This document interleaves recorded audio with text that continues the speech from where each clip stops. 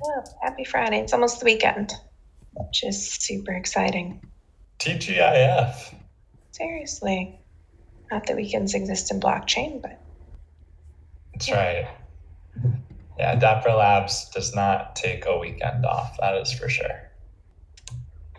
How are you doing, Candy? Thanks for hosting this today. Excited to see the community. Thank you all for joining us on this Friday. I see that people are just gonna still be trickling in, I'm sure.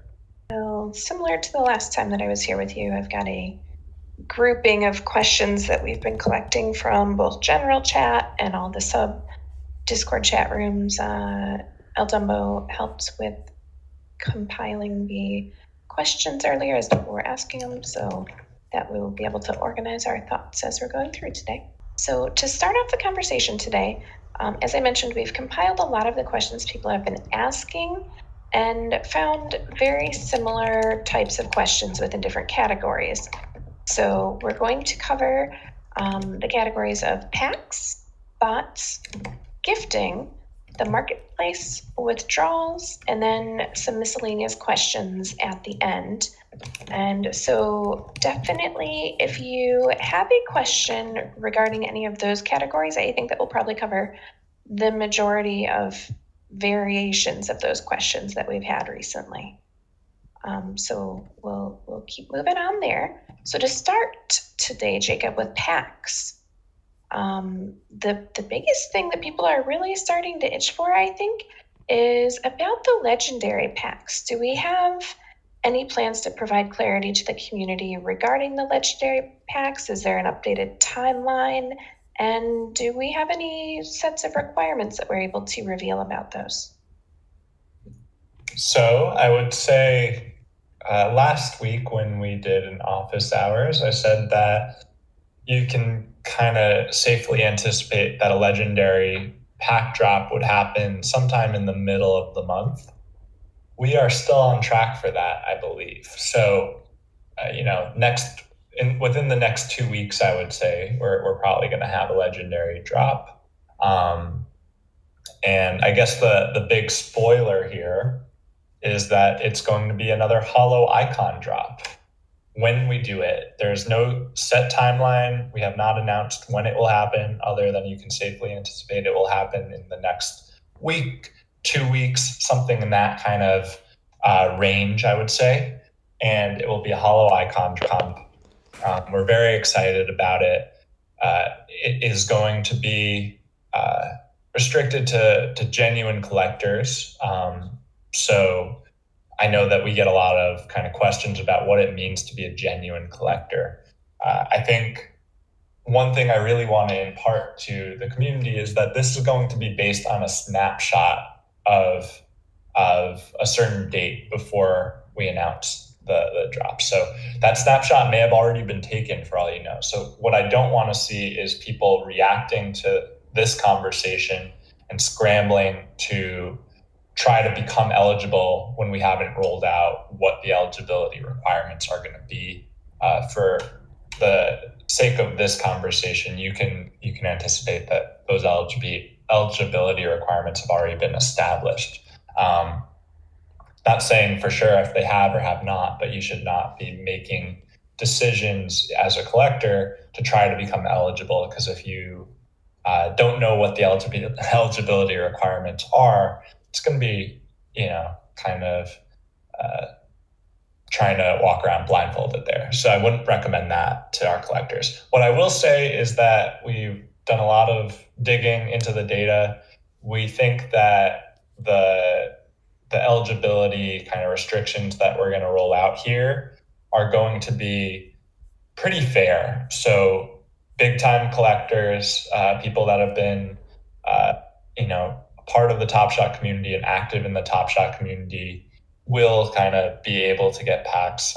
I can say pretty comfortably. There will be some thresholds that prevent people from being able to join if they haven't, established themselves as collectors on Top Shot.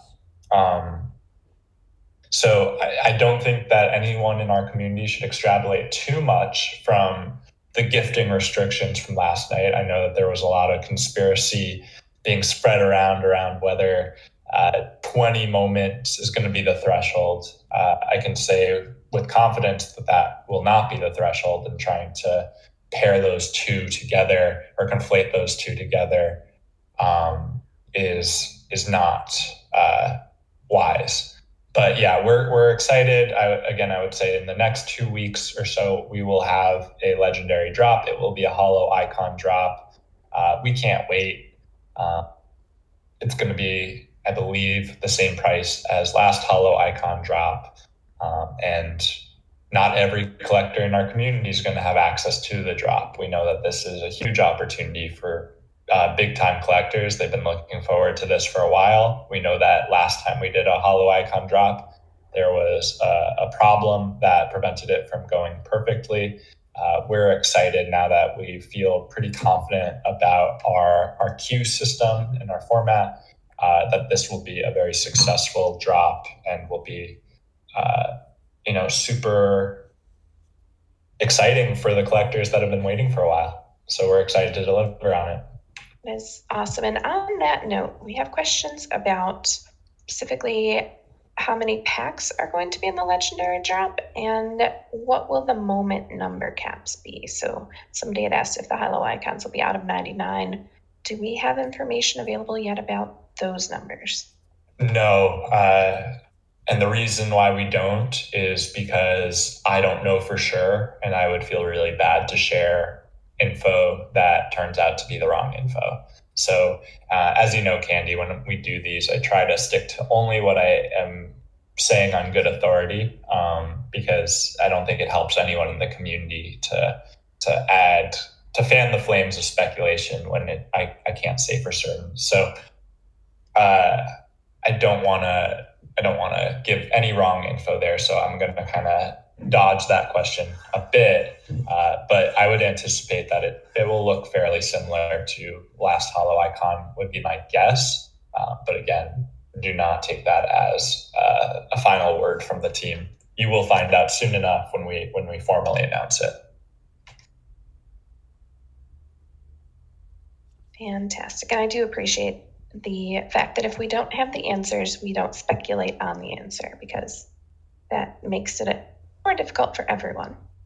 And so, speaking of speculation, somebody had asked, which is kind of a fun one, so I'm going to ask this, asking about if there's any potential for things like an NBA Legends pack that would have, the likes of, the big stars like MJ and Bird and Kobe and kind of those real big name players that we haven't yet seen. Is that a possibility? I know it's a big wish list item. Yeah. So whenever I talk about Top Shot, I always try to reframe the conversation around we are in series 2 of what I anticipate to be a multi-generational project, right? NFTs are going to be around for not just our grandchildren, but our grandchildren's grandchildren in theory. So I think that ideas like that are certainly being talked about. No timeline on it. What I would anticipate is when we do our next kind of run it back, diving into the archives of NBA history, we will pick a specific season. So the question, how it was framed, that includes kind of players from different eras. Obviously, I do know that some of those players have overlap, but it would be unlikely for us to have a set with one player from one era and a different player from a different era, at least in the short term. As I've said before, and we'll restate here, I think that we're going to lean into run it backs and the archives of NBA history a little more actively in the off seasons. Of course, any given night, I don't know who was watching NBA action last night, but between Mo Harkless's dunk and Kawhi Leonard's dunk, any given night in NBA history, there's, top shotable moments. And as the season is kind of coming toward the home stretch, we definitely want to capitalize on the best moments from the season. So the off seasons is when we can kind of go back into the archives a little more. I would anticipate again that the first kind of, as you already saw with Run It Back 2013-14, and we'll likely see for the next Run It Backs, whichever year that is, you will see moments from a specific season rather than a multitude of seasons. Very good. So we have also questions asking about if we plan on getting back to the historic Monday, Thursday pack drop rhythm that Rohan had mentioned and that we used to do. Do we have any insight about upcoming schedule regularities, perhaps? Yeah, I think like long term, that will be our plan again, to try to get back to a Monday, Thursday regularity. We're not dogmatic about those two dates in particular. It might change. I think we liked the Monday, Thursday cadence, but certainly, possibility that isn't set in stone long term. What I would say in the short term is we have a lot of collectors in our community, and every collector has a different profile and every collector has a different desire. So for every pack we release, we get a lot of pushback from a certain faction of the community that's angry that we're releasing so much new content. And then when we don't release content, we get pushback from another group in the community that is when packs. So striking that balance is certainly something that we're still figuring out, and that's part of what being in beta is, kind of learning what works best for the community, what works best for our collector audience, while still keeping the content drops exciting, right? If we were dropping new content every day, that would have less of an exciting ring to it. So we're definitely in a position right now where we're not going to commit to any kind of firm timeline on when we're going to get back to 2 drops a week cadence. I do think that potentially even this month you will see an attempt to do kind of a Monday, Thursday or something around, twice a week. But don't know when that will be. And I think we certainly have a lot more packs and series packs and sets that we would like to release in series 2. And what we know for sure is we have more hollow icons to release. We have more metallic gold LEs to release. We know for sure that we're going to have a set around the playoffs, right? Like playoff content will happen. We know, barring something really unforeseen, we know the playoffs is going to happen. So those are the things that we know for sure. And I'll continue to try to give visibility and provide transparency around the things we know for sure. With that being said, there are also a lot of things that we are hopeful will happen. And if we kind of say it as gospel and it doesn't happen because of reasons out of our control, then we cannot, carry on with that plan. So I try to refrain away from anything that has, even a 10% chance of falling through for reasons X, Y, or Z. So you'll only hear from us on things that we know to be true. And one thing that I think collectors can do with the knowledge I just shared around, there being a playoff set is those playoff sets, we're going to try to get the best players from those teams featured in those releases. So if you have a hunch that a specific team in the East or in the West is going to go far, you can kind of put that into your calculus of, player X or player Y might end up having more moments than player C or D, because players C and D, their teams aren't going to make the playoffs or they're going to get bounced in the first round, whereas players A and B are going to make it far in playoffs. So, I think that is pretty well understood by our community, but in the interest of being a little more explicit around it, the community should have that kind of information. And I'm hopeful that is understood by the collectors here as kind of a fair assumption to make. And now more than a fair assumption to make, an explicit kind of, yes, this will happen as long as the playoffs happen. So that because, having a playoff set is an exciting thing for sure. One of the questions that was asked earlier is around the current lack of pack drops, because we've had a bit of a drop with how many packs have been dropping and available, and people are wondering if that's perhaps a reaction on the Dapper side to the current market situation dropping. And so essentially the hypothesis was, because there's less market demand, are we dropping less packs? No, I think that that's not the case at all. In fact, and I see Greg Murray here, and I'm sure we have some other great data scientists in the community in this chat or in this office hours. We can look at the data any week that we have a drop, the marketplace does better. Like it doesn't behoove us to hold back on packs. That's not in our best interest. It's not in the community's best interest. I think that there has been a little bit of a drought, so to speak, because to be super transparent, like the All-Star situation came together very quickly for us, and we were opportunistic with it for sure. And we don't regret being opportunistic, but I don't think going into the season we necessarily anticipated having a Rising Stars set.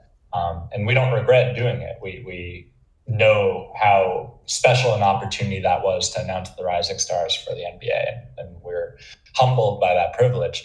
But what I will say is, like, we had a lot of packs and a lot of challenges hitting at very once, and that led to a lot of pushback from the community that we were being a little frivolous with our releases. And as everyone in the community knows, and I'm sure we'll get to in this office hours, withdrawals is still something that is front and center, our top priority. We're making really nice progress there, but that's not, we can't flip a switch and fix the problem. We have a big backlog we're still working through. For a lot of collectors that have a pretty clean transaction history, it's a very easy process to get them approval and then get their withdrawals processed. So that's good news. The bad news is that there are a lot of collectors and a lot of collectors who joined early when we did not necessarily have an infrastructure in place, and there was a lot of off-market trading, and we thought that gifting would be a great feature to have in the community for all of the reasons that so many of you love gifting. And the reality is that feature got abused by many collectors. And what that's led to is us trying to reinvent what gifting could look like in a way that mitigates our risk, because there's a lot involved there. So I want to get us to a position as an organization where a lot of the backlog is in a better position. We're in a position where, what's the right way to put it? The malaise of catching up on that backlog is not the topic du jour in the community. And certainly pack drops is a way to keep the community really excited, and will be an effective way for the community to be hyped. Obviously, anytime we do a legendary drop or a rare drop, it should be a momentous occasion for the community. It's a really exciting opportunity. But I think, to be, again, very transparent, like we are being very mindful of community sentiment. We're being very mindful of where we're at as an organization. And, I think there is a justification of why there hasn't been a pack drop this week. And would I anticipate something next week? I certainly hope so. But yeah, I hope that provides some clarity. Thank you. And I know that one of the other things, the last part about packs before we have moments questions, is people are wondering, do we know if the pre-orders are going to be distributed all at the same time to people, or are they going to be trickled in slowly between, say, now and the 14th, which is the delivery deadline that we've announced? Yeah, so the reality is, if we sent to everyone at once and announced to everyone at once and everyone opened their pack at once, that would be very hard on our system. That would potentially lead to us having to disable the marketplace, having to do all of these different things to accommodate everyone in our community opening a pack at the same time. So what I think we're going to see is packs getting delivered. I think that we'll make an announcement when packs are delivered to everyone. You can rest assured that you will be told and you'll be able to check your account. It is certainly possible that that is more on a drip process where a percentage of collectors get it a few hours before the next cohort of collectors get it. But yeah, that's kind of how we look at this. We want to be able to deliver. We have over 300,000 packs to deliver, so it's certainly not a trivial task. And we want to do it responsibly while being able to kind of maintain a great site at the same time. So we had a question about moments and the moment design questions earlier this week.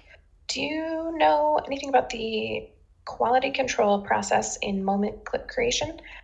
They noted that some have slow-mo, like the LeBron Kobe tribute dunk, and some don't. So the LeBron Seeing Stars dunk. And so wondering if there's any opportunity for retrofitting already minted moments to enhance the video aspects of those. Yeah, it's a good question. I again, this is one where I don't have a certain answer, so I don't want to speculate. From my understanding, if a moment has been created, you should not anticipate that we will retroactively change the video on the moment. Going forward, I think that we're always looking into ways to make moments stand out, look cool, look special. Candy, you just kind of touched on 2 LeBron moments. I think it would not be a service to the collector experience if we gave, significant attention to only superstars moments and didn't give that same attention to other players. So I think you are going to see some moments, be it the LeBron slow-mo dunk. I think you're going to see that across the board for a lot of different players long term. We've already started to see it with non-superstars in some moments, and we have a content team now that is really dedicated to picking the best of the best moments from history. So I think the content quality, the highlight quality, and the angles chosen are going to continue to be, optimized. But there are also realities with which player has the phantom cam on them during games and things like that are not necessarily in our control. But if a player has a great moment, we want to get it on Top Shot for sure. Thank you. So now that we've covered the packs and the moments questions, let's move on to the next category, which has definitely been a hot topic the last day or so, regarding bots and multi-counters and the new live token site that everybody's been keeping an eye on. Some of the first kind of biggest questions is for the accounts who have already been reported, people, we had the bot bounty before and are still working on consolidating multi-accounters. What's the status for people who have already successfully reported bots and the expectations for those bounties that were submitted previously? Yeah, so there are certain collectors that have received a bounty reward. We are still kind of going through. What's difficult is a bunch of people reporting the same account, we have to only be able to reward the first reporter. So there are going to be instances, and we'll continue to I don't think we're going to continue to enact an incentivization for reporting bots, but we do have that form back in action if you want to be kind of a contributing member to the community and help us stop scammers in their tracks. I'll share the link to it. I just did. Okay, thank you. And this is where you can kind of report the bots that you see. What I will say is that, I'm aware of the reputation that we've been super lax on this front. And behind the scenes, we are working really, really hard to put together both a policy and a process that will enable us to take action really swiftly going forward. So I think we're still a few weeks away. We've had our lawyers check out kind of what the situation is, and we're aligning internally on kind of rolling out that policy and enacting it. Because right now, to a lot of the community's point, like it wouldn't be super, super difficult to identify the Vegas Daves of the world. We are aware of who they are. Where it gets slightly more complicated is until we have a formalized policy,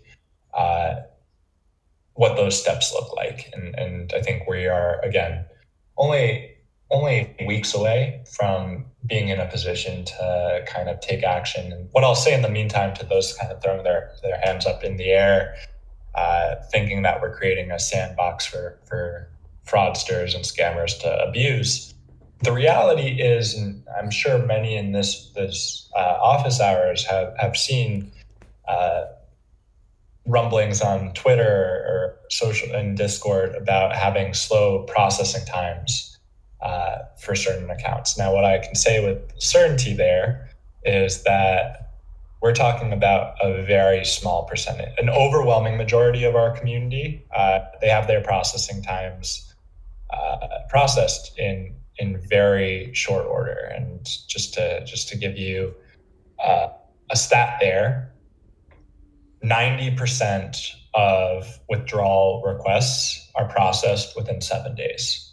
90%. That's only 2% of withdrawal requests take more than 22 days. Now, when we're talking about hundreds of thousands of collectors in our community, 2% could be a very vocal minority. And as I've touched on before, we're going to have instances where in that 2%, they are OGs and they didn't realize at the time that their off-market trading would lead to delays.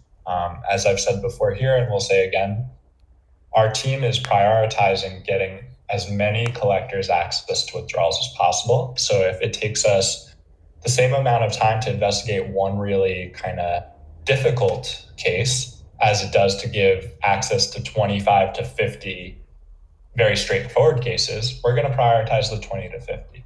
And we are working on solutions for both of those instances so that collectors in the more complicated bucket are able to kind of have their answers dealt with in due time.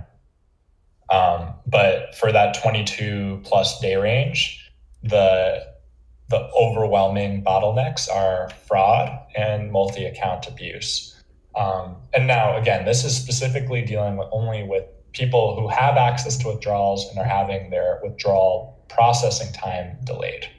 Now, when we're talking about general getting access to withdrawals as a community, we're about 25% of the way there for collectors that are eligible to have access to withdrawals. And we're not satisfied with that. We are working hard. I think you'll see that those numbers will continue to pick up pretty drastically.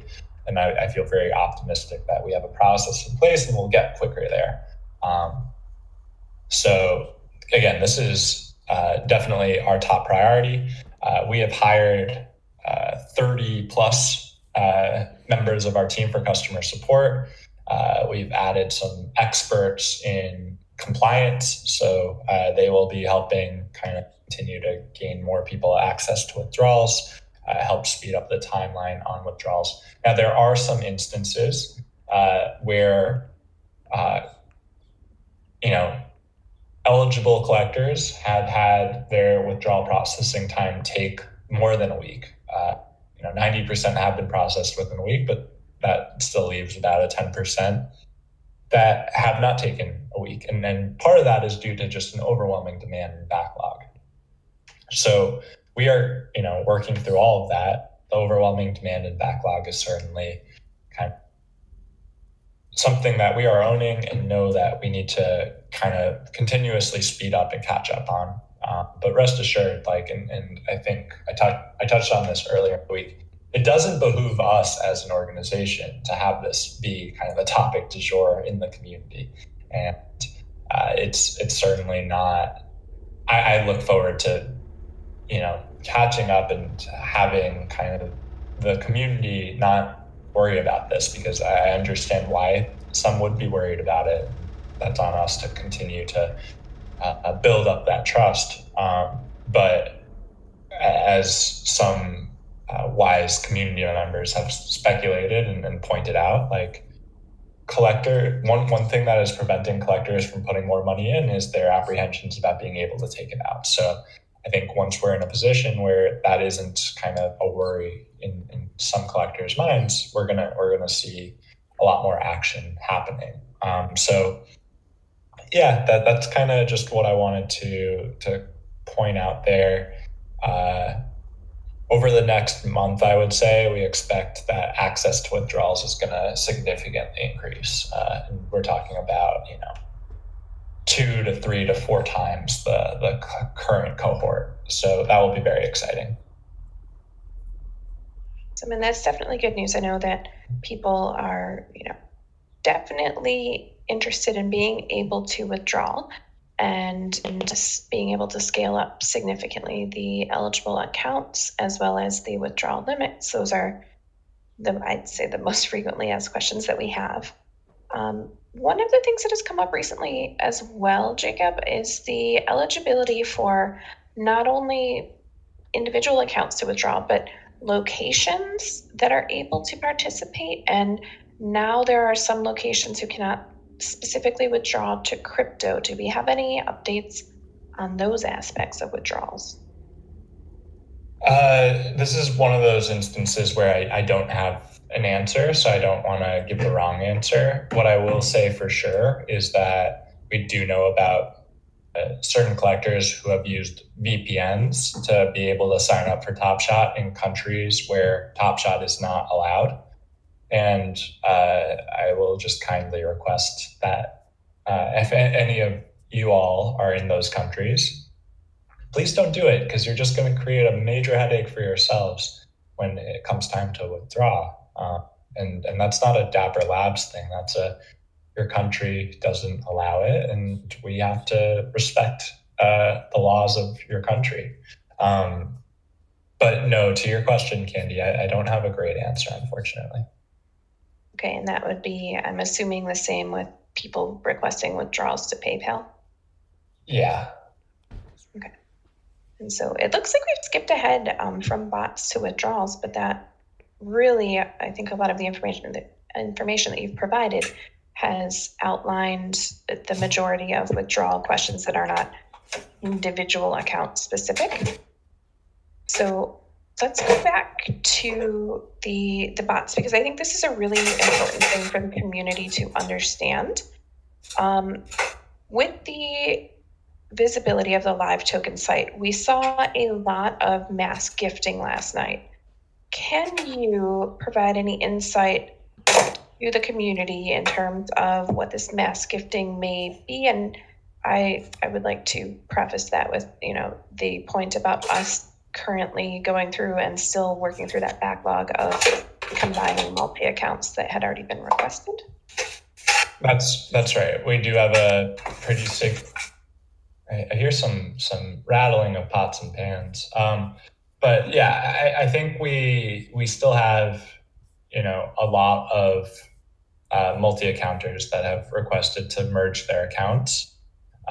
We are waiting on a verification from their secondary accounts that, yes, they would like it to be merged. And that has been a slow process, unfortunately. But yes, to your point, Candy, a lot of the action that you saw last night is very much kind of happening by the book. Our team is overseeing it, shepherding, merging those accounts ourselves. And 2 points there. A lot of them came from, still February, and we're still catching up on that backlog. And then number 2 is the accounts that, we're clearly disobeying our calls to action to merge their accounts. They're going to face consequences on the back end when it comes to withdrawals. They're not going to get off scot-free here. So I understand to the community that it was alarming to see kind of the Vegas Dave article earlier in the week. But again, I think we're in a position here where we are, in the red zone on having the policy kind of approved and in a good place. And then we can take action really swiftly. And, part of being in beta is like playing whack-a-mole. We have, I think in the course of the last 40 minutes or so, Candy, we've touched on how many different topics? A dozen? These are things that we are figuring out. I don't think of any of these things as things that we're naive about. We know all of the different implications. There's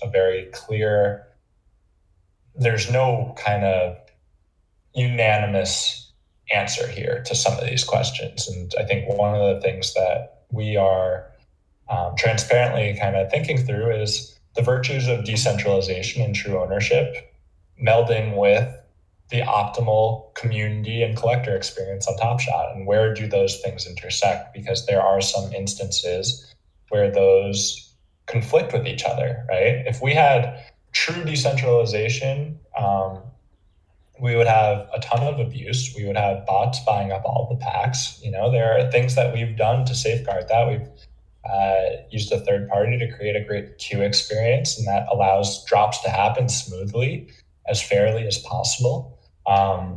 And by bringing in a third party queue provider, like that inherently makes the drop process a centralized process. And I think that's okay, right? I think for right now, that serves the needs of the community. But I think that a lot of these existential questions are things that we are working through because we look at the pros and cons to all of this. And we take our responsibility very, very seriously here as the trailblazers in this that are making decisions that, this is brand new technology to a lot of people. And this is a lot of people's first time experiencing what it means to be a part of a blockchain community. And we don't take that responsibility lightly. And we want to make sure that we make the right decisions that also kind of stay true to the virtues of what we know our potential is. Is definitely, I think the potential of where we're going is a very important thing. We also have questions about, now that Live Token is out there and, we have a lot of visibility for the community and seeing things like how the gifting is going and essentially can create their own versions of the Vegas Dave, infographic. What are Top Shot's plans to pursue those types of multi-accounters or the bots that are making, superhuman fast transactions? Yeah, I think this all kind of ties to the same we need the policy in place. We're very close to having that policy in place, and then we can take swift action. And what that looks like is blocking their accounts from being able to take actions on Top Shot, potentially freezing their accounts. There are more aggressive angles and, I don't want to be explicit about, but we can think through all of those.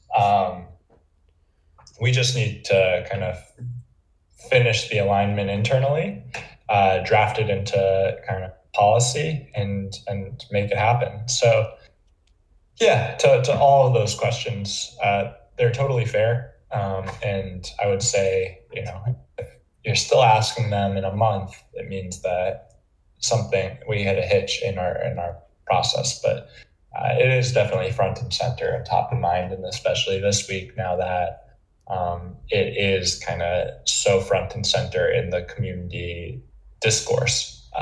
We want to be able to, rest assured, we've been working on this well before it became front and center. It's just, again, a slow process with a lot of different stakeholders and a lot of different things that we have to weigh against each other. But I feel pretty good about where we're headed.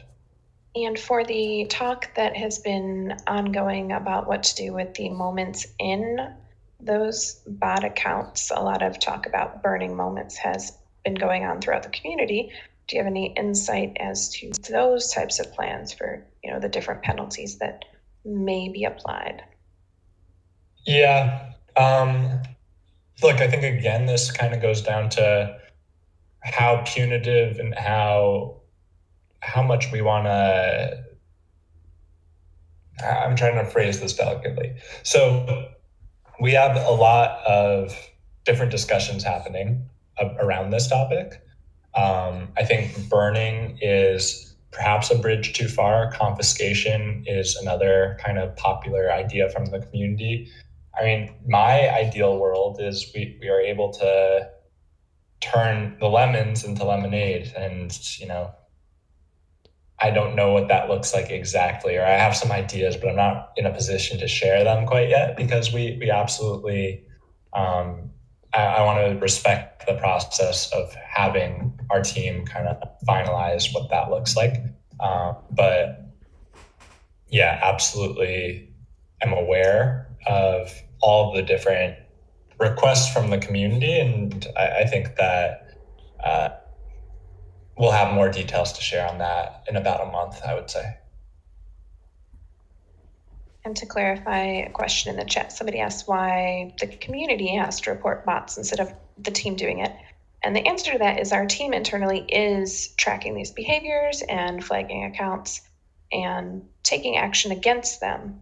But we've also provided a form because we know that the community does like to do research and be able to contribute to processes. So if you'd like to contribute and build a case, absolutely do that. But understand that we do have a team working on this as well. Right. And in many cases, the reporting from the community is, reaffirming things that we're already well aware of. And it's not the identification of the bad actors.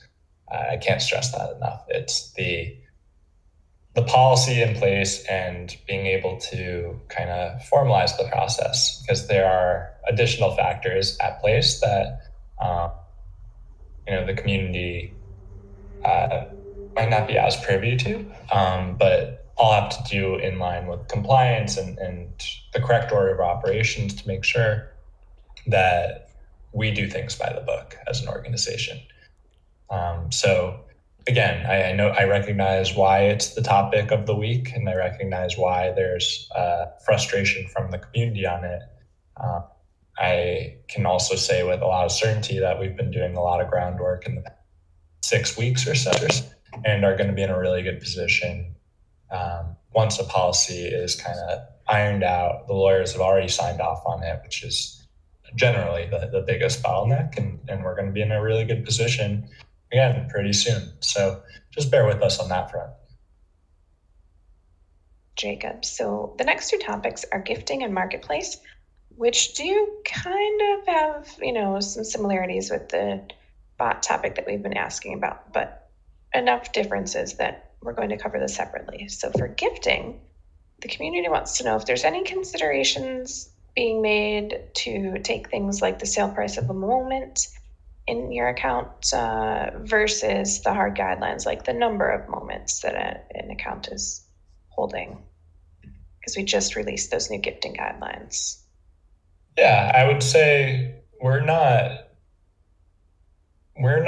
ever in a position to say that we've rolled something out and this is done. We won't look at it again. What I do think we are in a position to say is we're pretty satisfied with the criteria we came up with internally. We will evaluate it. We'll give it some time so that we can get genuine data. We're not in a rush to change it. I think the most vocal criticisms I've seen on Twitter are totally missing the point gifting was never intended to be the main purpose of coming to Top Shot or the main purpose as a collector of being on Top Shot. So we like the feature. We think that it adds value to the community, and we're not in a position. We're not really in a position right now to say that any of the reasons we chose the criteria when we chose them over a week ago should be changed upon rollout. I think that the general sentiment from the community has been positively received about what those restrictions are. And if you are a serious collector that feels like gifting is a big part of your behavior on Top Shot, it's not that difficult to become eligible, right? Yeah, you're going to have to take certain actions to become eligible, but I don't think that for any collector that's been collecting actively on Top Shot for a while, I don't think gifting is kind of the most important part of your collector experience. And if it is, we haven't made the barrier to entry to gain gifting permissions super high. And in due time, we're going to be rolling out a opportunity for content creators, giveaway hosts, influencers in the community, so to speak, to have a little bit of a safe list so that they're going to be able to open up a pack on stream and give away those moments. So that will happen. We're just taking it one step at a time. And that was actually one of the things I was going to ask about is the situation with content creators. So I'm glad you covered that. What about any plans in place for, say, restrictions on the number of moments that you can gift either per month or to the same account? Because those might be interesting constraints as well, for multi-accounting especially. Yeah, again, so we're not in a position to ever roll something out and say, this is a finished product. So if we do notice, Candy, like that becoming something we need to look at and reevaluate and re-implement, we will do so. In the meantime, what I'll say is we're making it really easy for our team to do investigations under the hood and find those patterns. So anyone that thinks they're getting away with it today will likely have a lot of questions to answer on the back end of it. So I'm not particularly worried about that in that respect. Thank you. And what about an interesting suggestion that we had was similar to how the sales history that is displayed on every moment. Could we add a recent gift history as well that include the gifter and the receiver with timestamps? Yeah, I would say submit it to our ideas at ideas.nbatopshot.com forum. It's a good idea. I can kind of, if it gets enough upvoting, we can get it to our dev team to take on. Right, and then for Marketplace, we can transition there because we have some questions about that. For people who have completed things like the Seeing Stars and the All-Star collections or sets, are we expecting any more moments for those? Because it says the set says open. So does open mean there will be more, or simply that we haven't closed it yet? I'm sorry, and with regard to which exactly? Seeing Stars and the 2021 All-Star. I think that those are probably going to be closed pretty soon. There's nothing, I mean, I haven't heard anything around, master challenges, if that's kind of what people are getting at. I don't anticipate that being a thing for either of these. Again, I don't know what I don't know. So if that does end up happening, then I don't want to say defiantly here that there's no chance, but I would be very surprised. And I think you as a community can take that on good authority that we're likely not doing any gotchas with All-Star or Seeing Stars anytime soon regarding master challenges.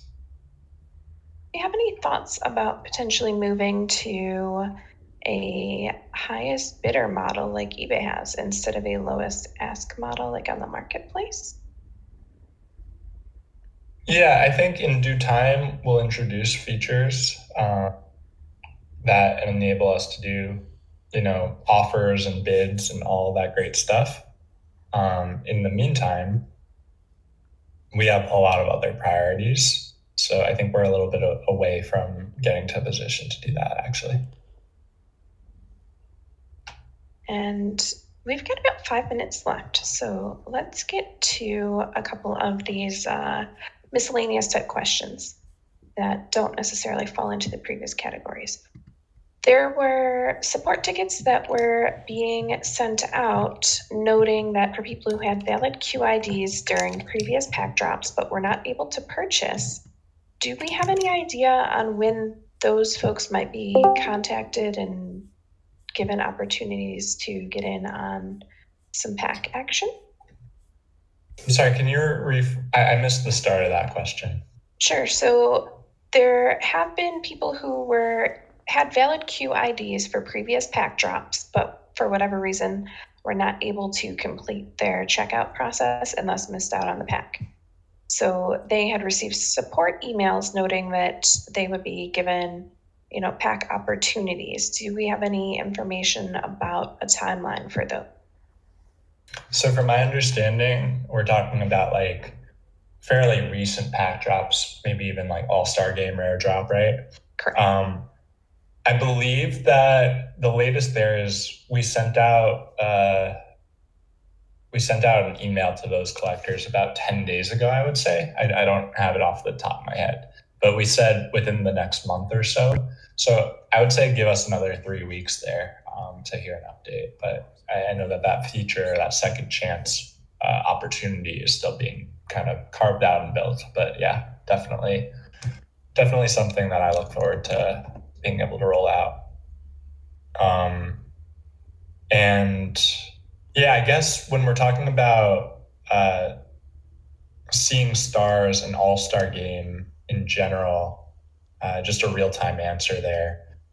While the challenges have ended, we do keep a moratorium open for about a week after the challenges expire in case there are any customer support issues. So with the LeBron James Seeing Stars Challenge reward, for example, that has not been retired yet. And then on the All-Star Game side, I believe the Lillard has not been retired yet. So once those moments retire, then I think we're going to be in a much better position to close the set, so to speak. And we had questions about the series. So currently we had Series 1, which was pretty much contained to a single season. Series 2, do we have plans, as kind of has felt like the pattern, to restrict each series to a single season in the NBA, or is that changing? Well, I certainly think that you're going to see Series 2 through this playoffs, but I don't think that it's right for the community to speculate on it being a season-to-season thing. Like, I think there's a possibility that an off-season is a series in its own right? So Series 3, for example, could start in the off-season and end before the regular season starts, which would be Series 4. We need to figure that out still. Nothing has been decided, but I just want to give a peek under the hood as much as I can that those are conversations that we're actively having. It is good clarification. So we wouldn't necessarily break up an NBA season into, say S4 and S5, but we could insert additional series in between seasons. It's kind of the feeling there. Yeah, I mean, as I've mentioned before, we're looking at off seasons as kind of an opportunity to go into the archives of NBA history. So it is possible that going into the archives of NBA history means that a series is abbreviated. But, again, nothing has been decided there. We'll look at all of the options. It's very possible that Series 3 starts in the off-season and goes through next season. It's also very possible that we take a different approach. But anyone that has super strong opinions on this, I'm sure hasn't given it as much thought as those that are the ones making the decisions. And being considerate of the time, last question. What's going to happen with the Series 1 cereals and packs that were not purchased? Because people are making market decisions and perhaps hesitations to invest based on a lot of the uncertainty around those Series 1 moments. What are our plans? Do we have any information we can release about that? The latest info to release is that we will have an update for you all in the month of April on that specific question, and we will shed light then. In the meantime, we have written a blog, which I will share in the office hours chat, talking about edition sizes and why some Series 1 moments had stranger than or abnormal kind of circulating counts based on the edition size. So thank you, El Dumbo. We're sharing it at the same time. But if you're going to be making any decisions around Series 1 base set moments, certainly read this and read everything that we're saying about it. And I would encourage folks to definitely check the blog, because there are a lot of resources about all sorts of those questions that are kind of frequently asked, especially if you're a bit newer. So we post resources for you. Check those out. It's now the end of the office hours time frame. Is there anything else, Jacob, that you want to add before we close for the day? No, that's Candy. Thank you as always for doing such a great job moderating, asking the questions that are on everyone's mind. Really appreciate everyone taking some time out of their Friday coming by. We do have this recorded, so we'll get it up and published on our YouTube channel with timestamps in the not too distant future. And thank you all for, again, taking some time out of your Friday. We will do this again. I'm looking at a Tuesday, Friday office hours schedule. So we will be back on Tuesday. In the meantime, you will see updates from us maybe as soon as tonight, as soon as this weekend, as soon as Monday. Plenty of exciting things that we have cooking up, coming soon, and just wanna thank you all for joining, and looking forward to the next time we do one of these. Thank you, Jacob, for answering the questions, and to the community for submitting your questions. Definitely. Your support is appreciated, and your questions help us know what we need to communicate more clearly to you all. So keep being awesome.